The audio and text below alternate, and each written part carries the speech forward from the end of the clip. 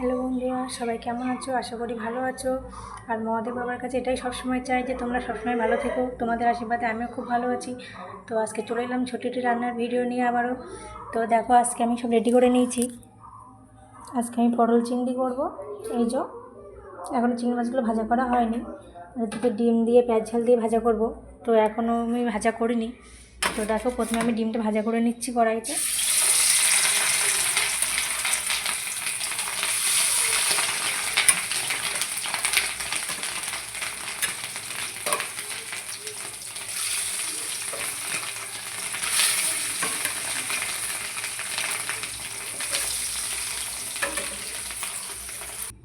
তো দেখো বন্ধুরা, আমার কিন্তু মাছের ডিমগুলো ভাজা হয়ে গিয়েছে।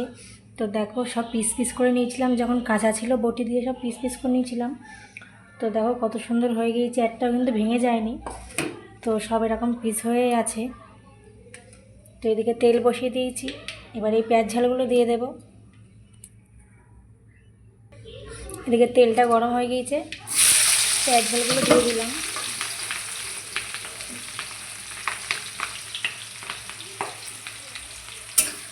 তেলটা একটু বেশিই দিয়েছি, কারণ একটু শুধু তেল দিয়ে মাছের ডিম দিয়ে খেতে হবে, ওই জন্য।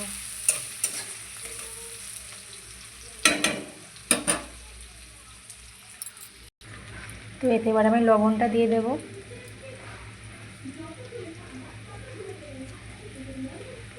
একটু হলুদ দিয়ে দেব।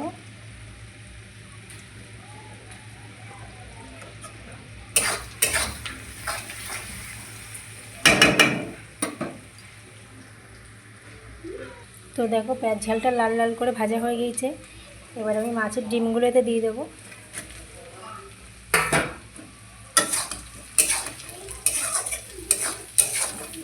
এতে কিন্তু আর কিছু দিতে হবে না, তো একটু পরে এটাকে নামিয়ে নেব।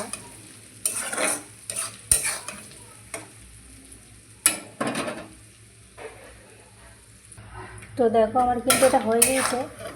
এরকমভাবে ডিম ভাজা করলে তোমাদের দাদাভাই খেতে খুব পছন্দ করে। তো তোমরাও যারা এরকমভাবে ডিম ভাজা কোনোদিন করে খাওনি, তো তোমরাও করে খেয়ে দেখো, খুব ভালো লাগবে খেতে। তো এবার নামিয়ে নেব। তো দেখো, এই হচ্ছে মাছের ডিম হয়ে গিয়েছে। তো গ্যাজা ভাবটা ছিল, কারণ ডিম ওই জন্য তেলের ওপর ছিল বলে গ্যাজা ছিল। তো এখন দেখো, গ্যাজা ভাবটা চলে গিয়ে তেল হয়ে গিয়েছে। তো এদিকে আমি পটল চিংড়ি করবো বলে চিংড়ি মাছটাকে ভেজে নিচ্ছি। তো দেখো, চিংড়ি মাছগুলো আমি ভেজে নিয়েছি লাল লাল করে। এবার আমি কড়াইয়ে পাঁচফোড়ন দিয়ে দিলাম, দুটো তেজপাতা, একটু রসুন, একটু পেঁয়াজ ঝাল, একটা টমেটো।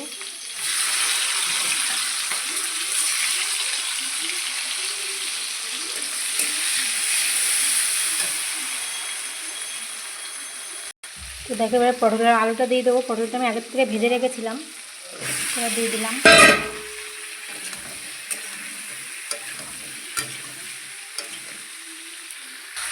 এবার লবণ দিয়ে দিলাম, এটা হলুদ, জিরে,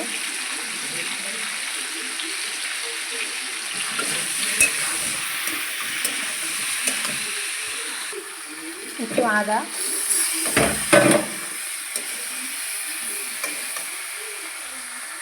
তো এবার আমি জলটা দিয়ে দিলাম।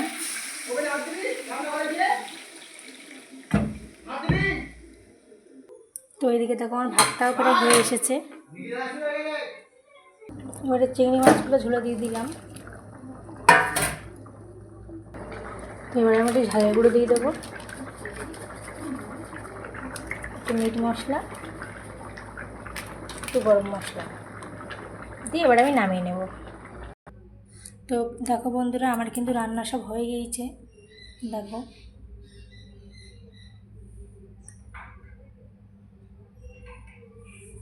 তো আমার এই রান্নার ভিডিওটি যদি তোমাদের ভালো লেগে থাকে, তো সবাই একটু ভালোবাসা দিয়ে পাশে থেকো।